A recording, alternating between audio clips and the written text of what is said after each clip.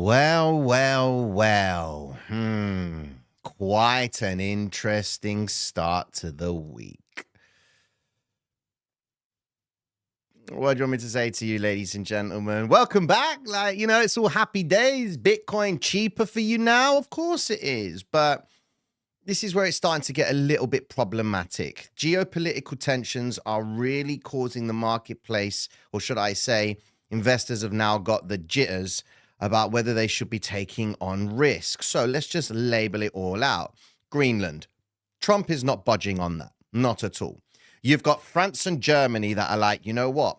Let's just make sure we bring it to Trump in terms of tariffs. We're not budging with this idea of him taking over Greenland. We can't have that. So what are you, Eurozone? What are you going to do? Are you siding with the idea of giving Russia and China the possibility of taking the back door for the US? Or are you trying to go against the Trump? Because you're not against the US, you're against Trump. All right? Trump just happens to have the US military behind him. And of course, if you did see that strike with those Apache helicopters and what have you, Trump is meaning business. Is he a madman? That's the question.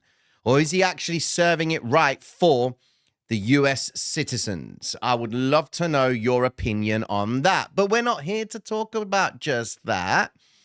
Everyone last night was wet in the bed. Of course they were. But they also slept like a baby. They cried every 2 hours. But anyways, there's big things happening in the marketplace. Today we're going to break it all down just to give you guys everything you need to know and ask the question, is now the time to buy Bitcoin?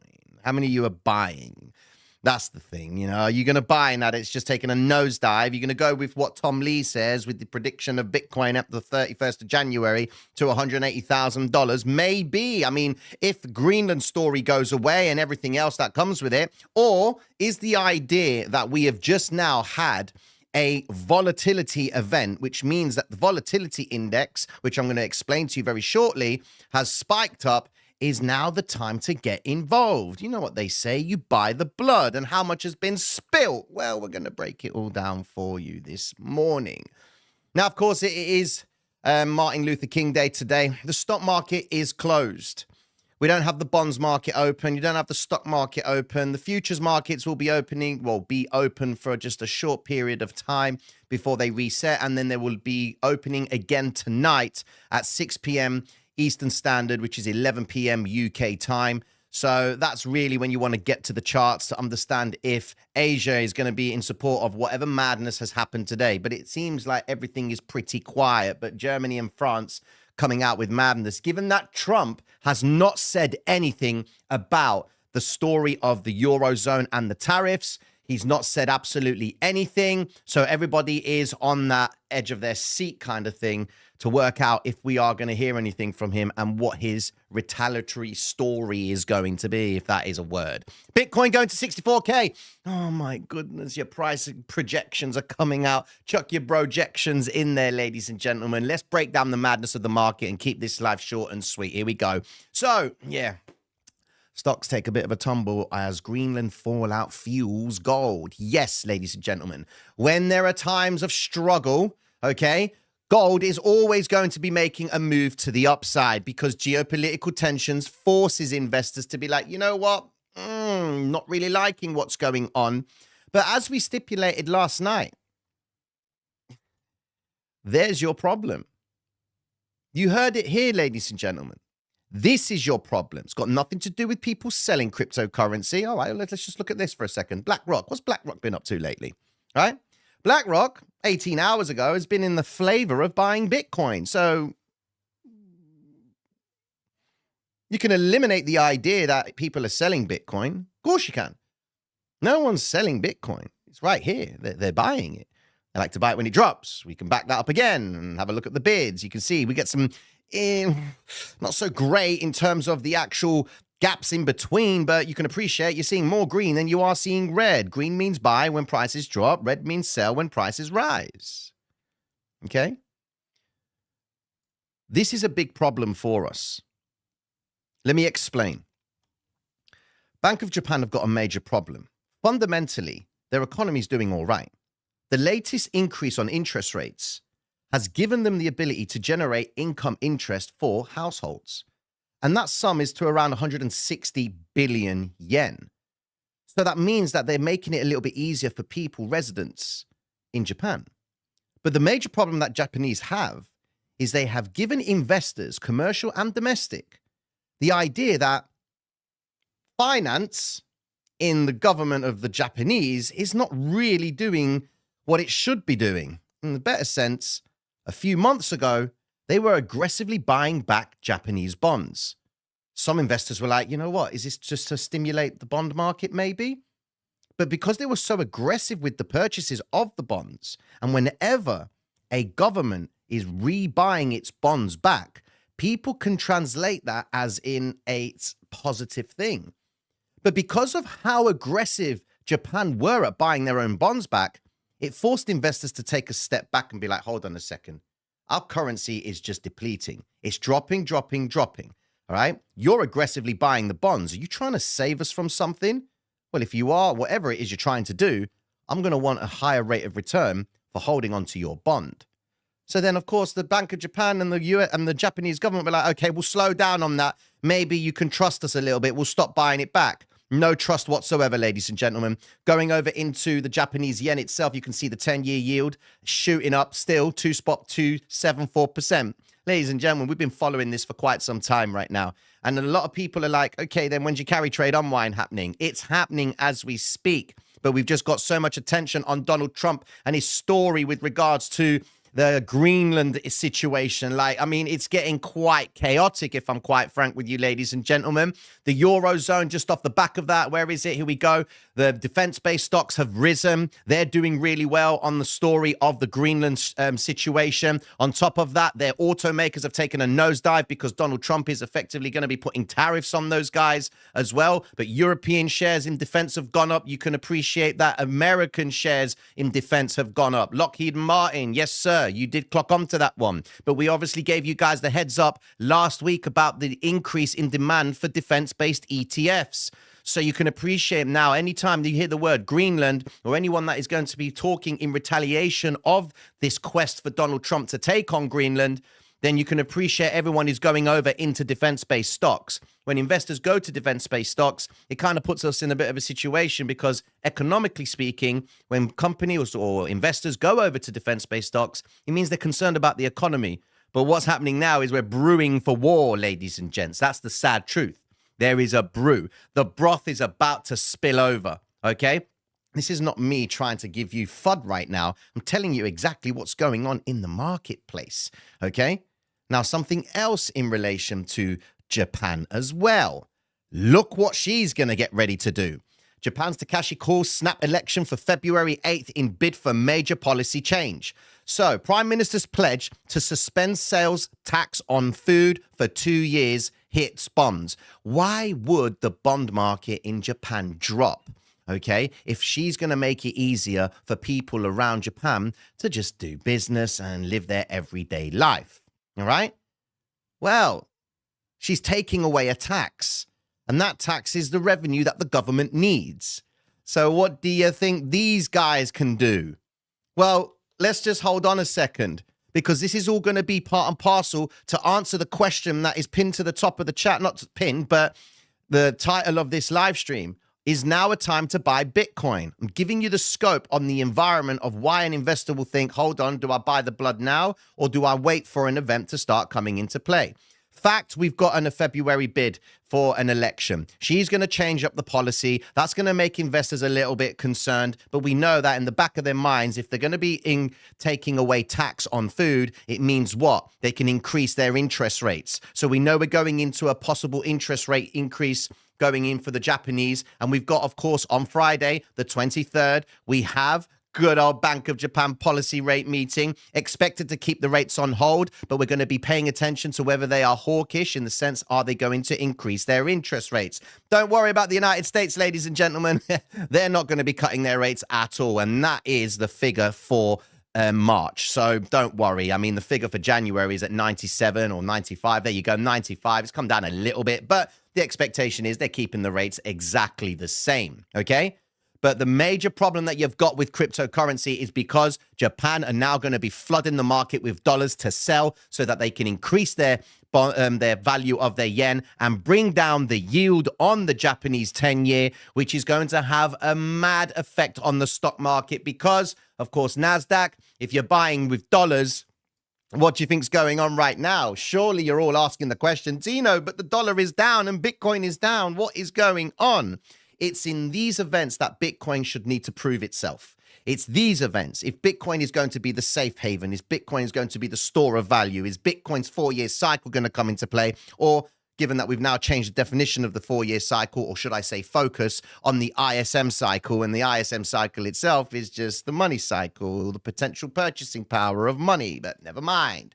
Bitcoin, look at that. Nice little slamp to the downside. It's got a lot of people concerned. Speculation across the board is saying that we have around $18 billion worth of long liquidation sat at the old 77 mark, which is still a little bit far away.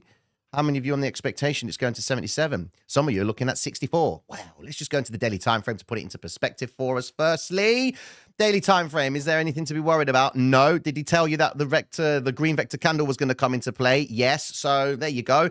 Then don't go on like you weren't surprised about this, ladies and gentlemen.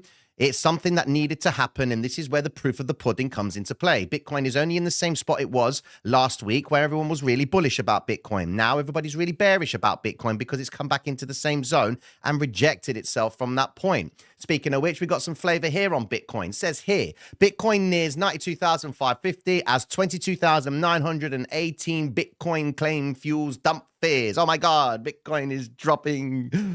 It's coming under pressure. Large Bitcoin outflows hit major venues. Okay, then only at the start of this weekend, we had $1.42 billion worth of money going into the ETF. What's it going to be, ladies and gentlemen? Are they buying it? Are they selling it? And quite frankly, no one knows, because in this game, the game itself is pure speculation. It is you trying to work out the perceived value of millions of people and, of course, hedge funds, major banks, you name it, on their expectation of value of the Bitcoin. And that's the problem that we have, ladies and gentlemen. And of course, to make matters even more interesting with regards to Greenland and anything like that, we might actually see some benefit right now. Check this out. Well, I won't say benefit, but Trump's basically called out Putin and said, come on, join us in the Gaza peace board. If he says no, then given that his ties to the Middle East are quite cool, you're just asking for gold to go to 5K, ladies and gentlemen. Gold itself right now, given that it's gapped up at the open, you can appreciate is currently making a big move up. It is very exhaustive. And of course, they're still loading up on their shorts, but they're also running it on spot. Remember, options plays and spot plays are completely different. You can afford to stay in options for much longer periods of time because you're playing it on a quarterly basis. And that's what these big boys do. And then you can exploit this movement to the upside on spot. But gold is going to keep on going up as long as you keep seeing titles like Greenland fallout, Trump and the tariffs. And then you got this, Greenland PM issues defiant rebuke over Trump's tariff threats. We will not be pressurized. Do you understand? Everyone is gunning for Donald Trump. All right? They're all gunning for him, and the markets do not like the instability of Trump, given that he can just pull out a wild card and do something pretty chaotic. So let's ask the question, is now a time to buy Bitcoin? Check this out. Going over into it, Bitcoin right now is holding the 50 EMA, okay? And it's doing okay. Let's be honest, man. Yesterday was a little bit of a tumble to the downside. Don't worry about it, all right? But there is geopolitical factors that could come into fruition. If Trump turns around and says we're going to increase the tariffs even further on the Eurozone, then that's going to be a problem. On top of that, if the Euro turns around and exercises the anti-coercion instrument, which effectively means that it singles out American companies from the single market, it means companies in the Eurozone are not going to be purchasing anything from anyone in the United States.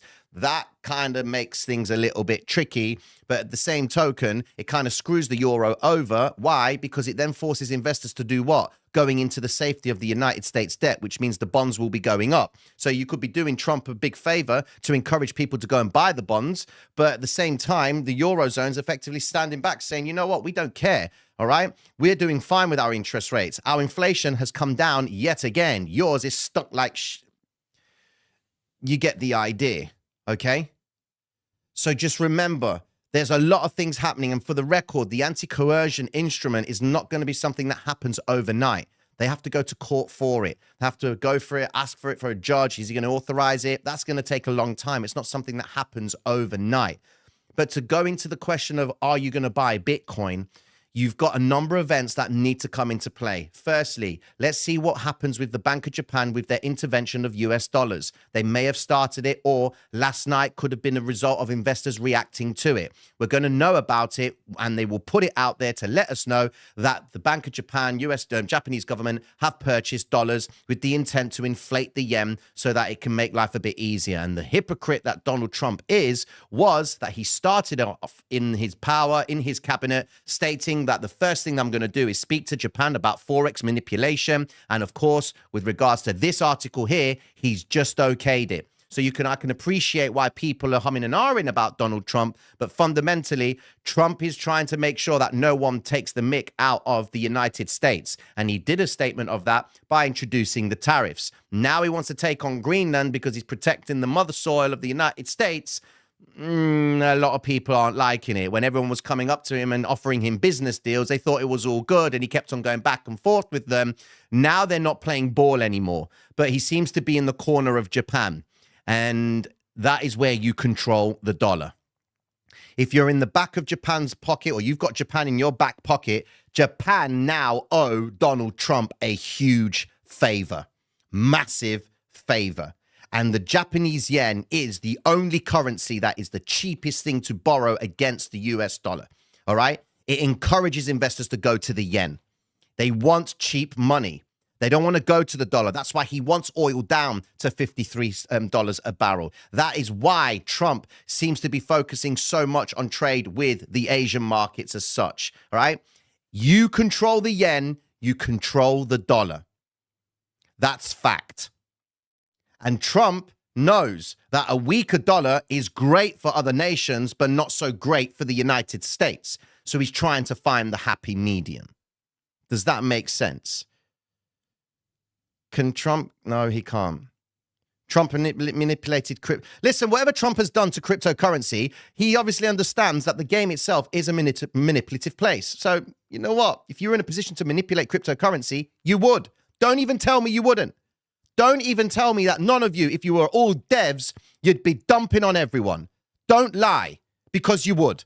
Simple as. That's why there's a high percentage of traders turning into devs, because it's zero risk. What does it cost to set up a coin or something like that? Make out as if you're developing a coin. Hype. And then you go, sell it. Let's go on to the next project. Oh, maybe we might see this one do the 1,000x. It's an absolute joke. You understand the environment that you are in, ladies and gentlemen. This is the first time in a very long time where we have got all the nations at each other's throats. First, it was Russia, Ukraine, and everyone was sat back watching it all. All right. Now you've got, of course, a story with Middle Eastern wars. Okay. Dubai sitting back, enjoying everything. But now you've got the euro against the dollar. Do you know how bad that is? It's the most liquid asset in the world. And everybody does business with the euro and the dollar. Your euro right now is a safe haven. Your euro is a daily time frame, ladies and gentlemen. It is becoming a safe haven now. And that's a problem. Your yen is now becoming a safe haven. Okay? It gapped up at the open. It's now pulling back a little bit. It's a volatile asset. But once they start offloading on dollars, ladies and gentlemen, you've got yourselves a major, major problem. There is no loyalty here. You profit from the chaos, you clean up the blood. Simple. You profit from chaos and clean up with the blood. All right? That's all you have to do in this game. Tino, put those golden shoes upside down. Maybe there's some spare coins in them. Meh, probably. There is probably some coins. Speaking of getting a benefit, you obviously are aware we are doing this bad boy with BTCC. So if you want to trade Bitcoin, crypto, silver, I'm going to jump into silver in a second. Gold, NASDAQ, S&P, and the Japanese index. And of course, you get a 15% bonus. That is pinned to the top of the chat. Don't need VPN or anything like that. Go check that out. And you'll be able to trade tokenized stocks on top of that as well. But you can't trade today because the stock market is closed. But I have been doing something interesting over the weekend. I'm just going to show you this. Polymarket trading. So I did a strategy on Polymarket, Polymarket trading. It's session 30 in the Traders Reality website. And it's for an hour and 12 minutes. And it's me showing everybody the way to trade on Polymarket by the principle of the hybrid system and the bids and the offers, setting limit orders and playing the game, okay? And I'm trying to show them that this is an alternative market where you're not just focusing on the hope of price going up and down as such.